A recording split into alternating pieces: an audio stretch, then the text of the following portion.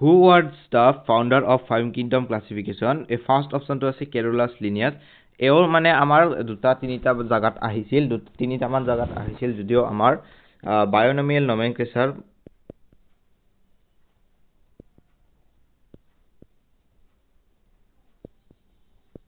বায়োনমিয়াল নমেনক্লেচাৰটোৱে শুদ্ধভাৱে দিবলৈ 100% কাৰেক্ট দিবলৈ সক্ষম হৈছিল বাকিখিনিত চবতে ড্ৰবেক থাকি গৈছিল তাৰপিছত আমাৰ আহিল এৰিষ্টটলে আছিল পোনপ্ৰথমে সাইন্টিফিক এপ্ৰোচ ৰাখিছিল scientific approach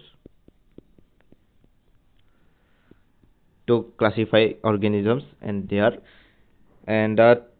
অৰ্থাৎ R.H. হৈটিকাৰ সাহাবে আমাৰ 1969ত 5 কিংডম ক্লাসিফিকেশনটো প্ৰভাইড কৰিছিল আৰু যত আমাৰ ভাইৰাছ ভাইৰইড প্ৰায়ন্স বিলাক এড হোৱা নাছিল অৰ্থাৎ 5 কিংডম ক্লাসিফিকেশনৰ ক্লাস বিলাক আছিল monera protista fungi animalia and plantae.